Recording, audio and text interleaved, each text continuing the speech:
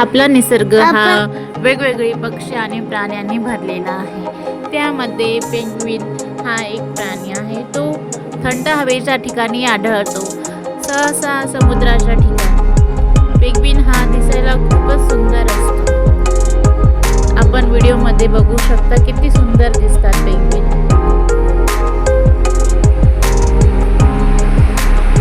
निसर्गामध्ये आढळणाऱ्यापैकी एक आहे फुलपाखरू। फुलपाखरू हे फुलांवर बसते। वेगवेगळ्या प्रकारचे फुलपाखरू हे आपल्याला दिसतात, जसे की आणि चिमण्या ह्या आपल्या घराभोवती, जंगलात, गार्डनच्या साईडला कुठेही राहतात।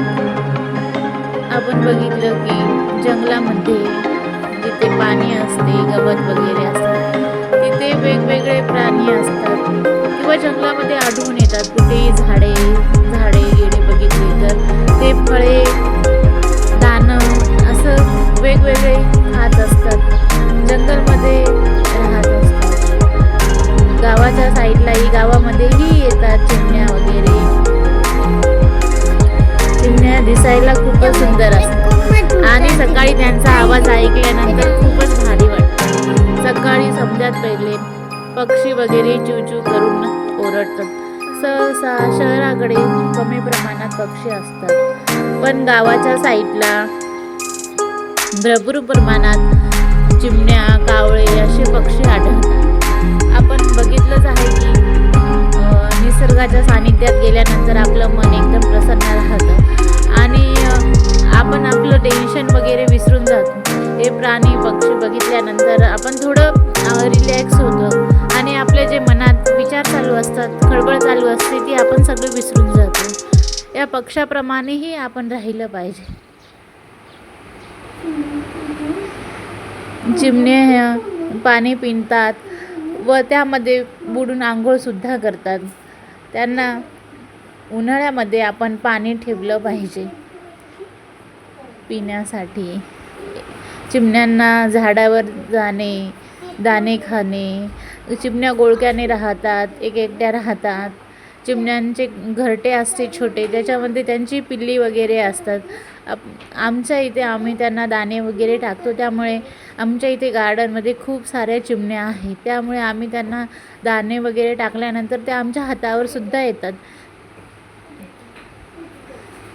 त्या खूपच छान दिसतात आणि त्यांच्याकडे बघितल्यानंतर खूप असं निरागं असे वाटतं। आपण त्यांना जवळ घेतल्यानंतर ते आपल्या जवळ सुद्धा येतात।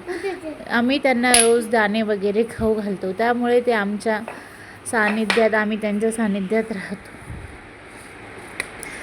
एका ठिकाणी तर असे भरपूर पक्षी उडत असतात। आपण सकाळी दूरच्या ठिकाणी गेलो किंवा रोडच्या साईडला आपण जातो किंवा गाडीवरनं जातो, सकाळी कामाला जातो, कुठेही जातो, थोडे तांदूळ घेऊन टाकले रस्त्याच्या साईडला किंवा कडेला, कुठेही समजा आपण टाकितले तर तेवढंच ते चिमण्या वगैरे खातात। त्यांना पोट भरतं, त्यांनाही खायला काही नाही आहे। त्याच्यामुळे आपण त्यांना आपल्या झाडावर किंवा छतावर आपण त्यांच्यासाठी पाणी वगैरे ठेवू शकतो किंवा त्यांना दाणे वगैरे रस्त्याच्या कडेला किंवा साईडला टाकू शकतो। त्यामुळे पशु पक्षीही राहतील। सहसा उन्हाळ्यामध्ये त्यांना खाण्यासाठी काही नसतं, त्यामुळे आपण त्यांना ते जे पदार्थ खातात, काही दाणे वगैरे वगैरे, तर आपण त्यांना ठेवू शकतो।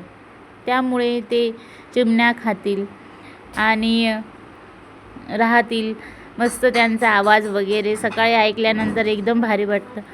अशा आपण निसर्गाच्या सानिध्यात राहतो आणि आपल्या महाराष्ट्रामध्ये तर सजीवांना खूपच महत्त्व आहे, म्हणजेच प्राणी पक्ष्यांना खूपच लोक वगैरे मानतात। काही नाही मानत, पण आपण जे म्हणजेच मानणारे किंवा प्राणी पक्षावर दया करणारे लोक आहोत, त्यांना असे पक्षी जपायला पाहिजे। धन्यवाद।